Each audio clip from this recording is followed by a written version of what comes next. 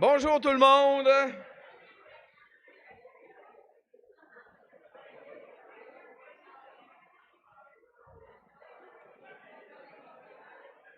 On vient tous d'un seul homme, de Adam et de Ève. Et il a déterminé la durée des temps et les limites de leur habitation. Donc, bref, Paul, il commence sa prédication de l'Évangile, comment? Il connecte avec les gens, avec leur culture, il vient piquer leur curiosité, il sait où ils sont, puis par la suite, il commence par leur parler qu'il y a un Dieu qui les a créés, il a créé toutes choses. Et au verset 27, il parle de ce que Dieu veut maintenant. Dieu, a voulu qu'il cherche le Seigneur et qu'il s'efforce de le trouver en tâtonnant.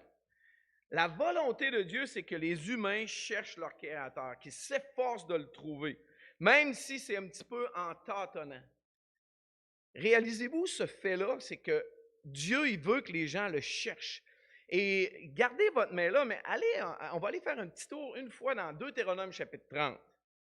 Deutéronome chapitre 30, le 5e livre de la Bible, Genèse, Exode, Lévitique, Nombre et Deutéronome, il y a un petit texte que souvent on néglige, on oublie, mais c'est à la fin du Deutéronome, au chapitre 30, Moïse est sur le bord de mourir, Dieu donne ses instructions, et là il est écrit, le commandement que je te prescris aujourd'hui n'est certainement pas au-dessus de tes forces, ni hors de ta portée.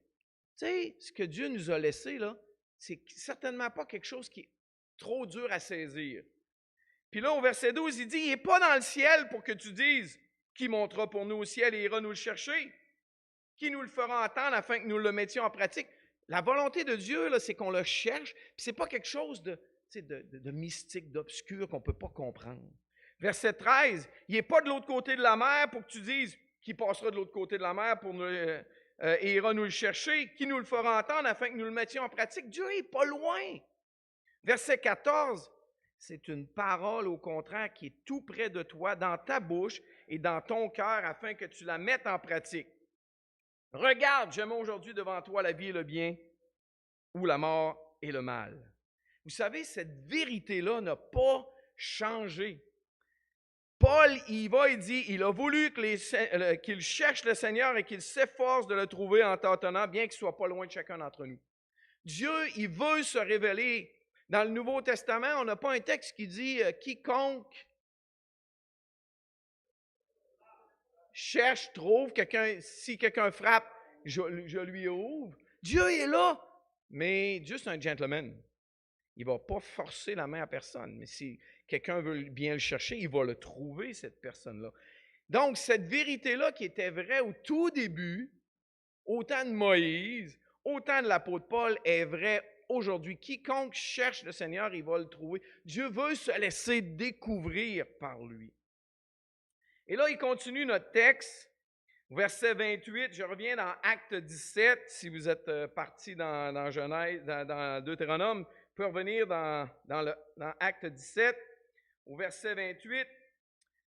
Il revient et là, tu vois un peu la mentalité juive. La mentalité juive, moi, j'étais un ex-professeur de mathématiques. Là, moi, c'est point A, point B, point C, point D. Quand tu es rendu au point D, là, tu ne penses pas trop au point A.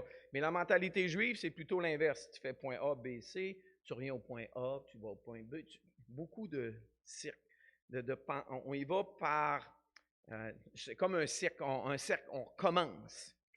En effet, c'est en lui que nous avons la vie, le mouvement et l'être. Ah, mais ça, c'est la création. Puis là, il dit, comme l'ont aussi dit quelques-uns de vos prophètes, nous sommes aussi de sa race.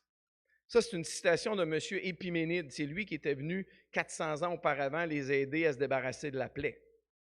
Puis ensuite de ça, non, ça, c'est en lui que nous avons la vie, le mouvement et l'être. Ça vient d'Épiménide. Puis, nous sommes aussi de sa race. C'est Arastus, un autre poète qui vivait dans le coin de ce que Paul venait. Donc, Paul, qui est encore en train d'aller reconnecter avec la culture des Athéniens, qui aimait ça, la philosophie, les façons de penser, la grande culture, etc. Donc, il va aller les voir. Puis là, il va dire quoi? Nous sommes de sa race. OK, la race de qui? La race de Dieu. Dieu a créé les êtres humains comment? À son image, exactement. Puis là, il va lui dire de ne pas se faire d'idole. Verset 29, je continue ma lecture. « Ainsi donc, puisque nous sommes de la race de Dieu, créés à son image, nous ne devons pas croire que la divinité ressemble à de l'or, à de l'argent ou à de la pierre sculptée par l'art et l'imagination de l'être humain. » Il y avait un paquet de fausses croyances à l'époque. Est-ce que c'est le cas aujourd'hui? Tout le monde a sa façon de penser. « Ah, moi, je pense que c'est comme ça. » Tout le monde tout le monde veut s'approcher d'une certaine façon d'un Dieu, mais comment? À ma façon. C'est comme moi je le veux. Puis en passant des statues, il y en a plein encore aujourd'hui. Là. Ça existe beaucoup. Là. Si vous avez de la misère à le croire, allez dans un restaurant asiatique. Là, vous allez sûrement avoir un Bouddha en rentrant ou des choses de même. Puis c'est très moderne. J'en ai vu là, au Québec là, avec des offrandes de nourriture au pied de ces affaires-là, dans les restaurants. Là. Ça existe encore. Ou bien, on va faire d'autres dieux. Le Dieu, ça va être moi, ça va être mon corps, ça va être, il faut que je sois bien. On se crée toutes des fausses croyances. Quel est votre Dieu? Est-ce que vous voulez avoir le vrai, le seul vrai Dieu? Qui est le seul vrai Dieu? Et c'est là que Paul va leur parler du seul vrai Dieu. Puis au verset 30, il continue, il dit, sans tenir compte des temps d'ignorance, Dieu annonce maintenant à tous les êtres humains, partout où ils se trouvent, qu'ils doivent changer d'attitude. D'autres traductions que je crois encore meilleures dire qu'ils doivent se repentir. Parce qu'il a fixé un jour où il jugera le monde avec justice par l'homme qu'il a désigné. Il en a donné à tous une preuve certaine en le ressuscitant. Là, il vient de sortir le punch. C'est intéressant, sa présentation de l'Évangile, il ne parle pas juste d'un Dieu qui aime. Il dit aux gens que tout le monde doit se repentir, changer d'attitude. La présentation de Paul devant les Athéniens inclut la repentance. Et en passant, personne ne va jamais venir à Dieu sincèrement sans la repentance. C'est tellement important que Dieu a jugé bon d'envoyer quelqu'un avant que Jésus arrive pour qu'il parle de quoi? Il s'appelait comment? Jean-Baptiste. Parce que personne ne va venir à Dieu sans s'être repenti de ses fautes.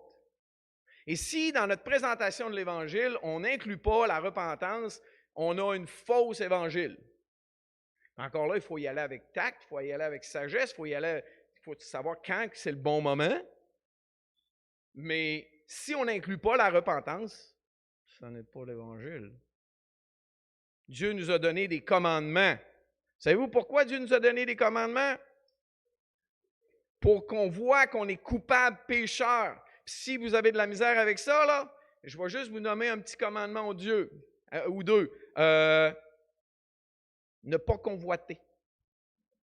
Y a-t-il quelqu'un qui a jamais fait ça ici? Honore ton père et ta mère. Vous avez toujours fait ça, tout le monde ici? C'est pas compliqué. On lit les commandements, on réalise qu'on est coupable, perdu. On a besoin de se repentir et de l'admettre. Et Paul, c'est exactement ce qu'il va faire. Dieu annonce maintenant à tous les êtres humains, partout où ils se trouvent, qu'ils doivent se repentir, changer d'attitude. Et là, c'est encore pire. Là. Que ce qui continue, honnêtement, ce n'est pas politiquement correct. Parce qu'il a fixé un jour où il jugera le monde. Excusez, là, mais c'est l'Évangile. C'est la vérité. Notre monde, Dieu est bon, il aime les gens, et il les aime tellement qu'il les avertit qu'un jour, il va juger le monde. Puis qu'ils peuvent se préparer à ne pas passer dans ce jugement-là. Le plus beau verset que tous les chrétiens connaissent par cœur, vous savez qu'il parle de jugement, Jean 3,16. Car Dieu a tant aimé le monde qu'il a donné son Fils unique afin que quiconque croit en lui ne périsse point, mais qu'il ait la vie éternelle. Mais ça, dans mon livre à moi, ça parle de jugement. L'Évangile, le vrai Évangile, c'est qu'il y a un Dieu qui a tout créé, toutes choses. Mais les hommes se sont rebellés contre ce Dieu-là. et on doit se repentir parce qu'un jour va venir le jugement. Parce qu'il a fixé un jour où il jugera le monde, puis vous savez comment il va le faire? Il va le faire avec justice. Comment? Par qui? Par l'homme qu'il a désigné. C'est qui ça?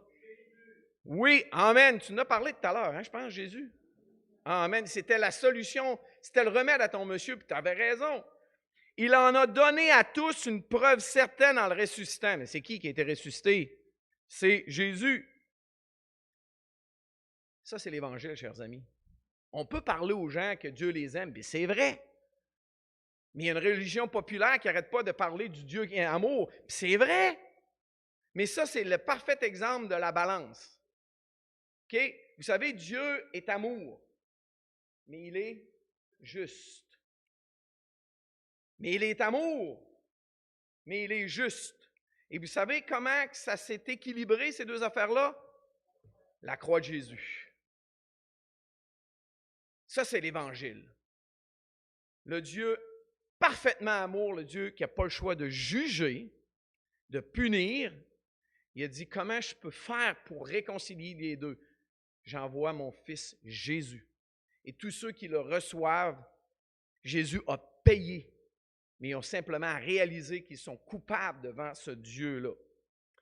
Maintenant, quand on prêche ce vrai évangile-là, ça donne quoi? Bien, le texte conclut bien. Oui, bien. Lorsqu'ils entendirent parler de résurrection des morts, les uns se moquèrent et les autres dirent, « Nous t'entendrons là-dessus une autre fois. » Ainsi, Paul se retira du milieu d'eux. Quelques-uns, cependant, se joignirent à lui et crurent. Parmi eux figurait Denis, l'Aréopagique, une femme du nom de Damaris et d'autres avec eux.